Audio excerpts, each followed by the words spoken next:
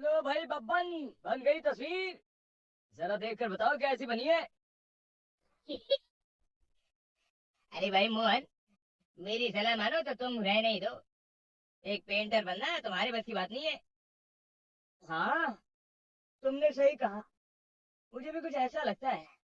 है, आज शाम की गाड़ी से मैं शहर वापस जा रहा हूँ। कुछ जरूरी काम आ गया है। शहर से वापस आने के बाद तुमसे मिलता हूँ। मोहन अपने घर के दरवाजे पर ताला लगा देता है और वहां से चला जाता है। फिर उसी रात अचानक तेज हवाएं चलने लगती हैं। चारों तरफ डरावना माहौल बन जाता है। तभी मोहन की बनाई हुई पेंटिंग की वो औरत एक खतरनाक चुड़ैल में बदल जाती है और पेंटिंग से बाहर आ जाती है।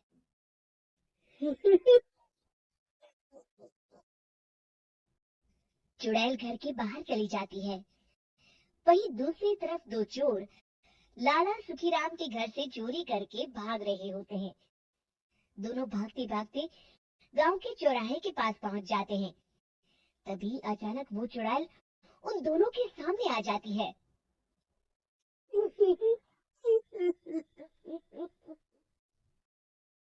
अरे भाई, ये चुड़ैल कहाँ से? मैंने तो तुझसे पहले कहा था कि आज अमावस्या की रात है। आज हमें चोरी नहीं करनी चाहिए। हाँ भाई बिल्ला, तुमने बिल्कुल सही कहा। जरा इसकी दाल तो देखो, कितने बड़े हैं। चुड़ैल उन दोनों की तरफ बढ़ती है। अरे चुड़ैल दीदी, तुम चाहो तो ये सारे पैसे और जेवर ले लो, लेकिन हम दोनों को कुछ मत करना।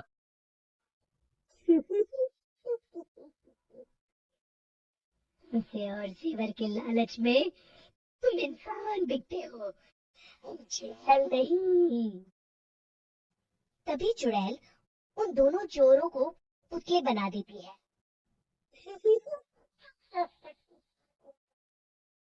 मैं किसी को नहीं छोड़ूंगी। अब कोई मुझसे नहीं बच सकता।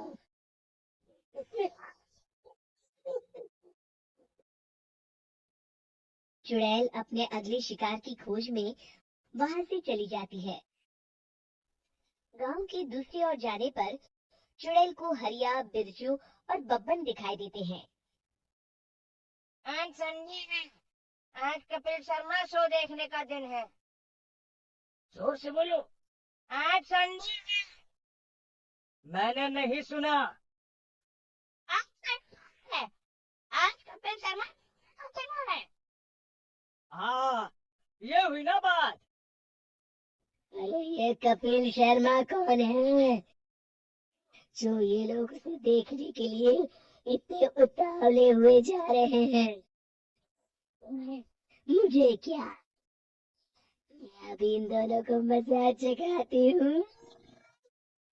चुड़ैल तेजी से उड़कर उन तीनों के सामने आकर खड़ी हो जाती है।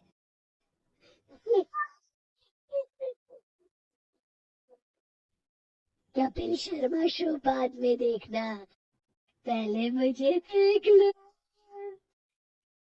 बब्बन चुड़ैल को देखते ही पहचान जाता है। अरे, ये तो तस्वीर वाली औरत के जैसी दिख रही है। मुझे अभी नहीं मरना है। अरे भागो रे। तीनों वहां से भाग खड़े होते हैं। बब्बन तो किसी तरह अपनी जान बचाकर वहां से भाग जाता है, लेकिन हरिया और बिरजू को चुड़ैल पकड़ लेती है और उन्हें पुतला बना देती है। फिर चुड़ैल बब्बन को पकड़ने के लिए उसका पीछा करती है, लेकिन बब्बन उसे कहीं नहीं दिखाई देता। अरे, वो मोटा तो बड़ा तेज भागता है, शायद वो फंस गया होगा। बब्बन एक दीवार के पीछे छुपकर बैठ जाता है और चुड़ैल उसके सामने से आगे निकल जाती है। बाल बाल बच गया। अगली सुबह बब्बन सभी गांव वालों को सारी बात बता देता है। फिर उस चुड़ैल के डर से रोज शाम होते ही पूरे गांव में सन्नाटा छा जाता था और कोई भी अपने घर के बाहर नहीं निकलता था। अरे ये क्या हो गया, इतनी देर से घूम रही हूँ, अभी तक एक भी आदमी नहीं मिला। अरे कहाँ मर गए सबके सब। चुड़ैल वहां से चली जाती है, इस तरह कुछ दिन बीत जाते हैं। फिर एक दिन मोहन गांव वापस आता है। बब्बन उसे बताता है कि उसकी बनाई तस्वीर से एक चुड़ैल बाहर आ गई है। मोहन समझ जाता है कि ये कोई आम कागज नहीं है। वो जो भी उस कागज पर बनाएगा वो असलियत का रूप ले लेगा। अरे मोहन भाई, अब तुम क्या करने वाले हो? मेरे पास एक बहुत बढ़िया तरकीब है। मैं इस कागज पर उस चुड़ैल की एक ऐसी तस्वीर बनाऊंगा जिसमें वो तपती धूप के नीचे खड़ी दिखाई देगी, और फिर जैसे ही सवेरा होगा वो चुड़ैल इस कागज से निकलकर बाहर चली जाएगी और सूरज की तेज धूप में जलकर नाश हो जाएगी।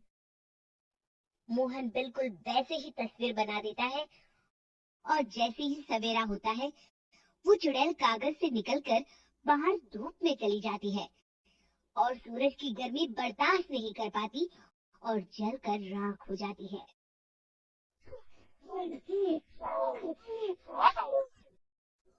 ये मुझे क्या हो रहा है? मैं सूरज की रोशनी बर्दाश्त नहीं कर सकती। मेरा पूरा शरीर जल रहा है। और इस तरह चुड़ैल के जलते ही पुतले बने सभी लोग पहले की तरह इंसान बन जाते हैं।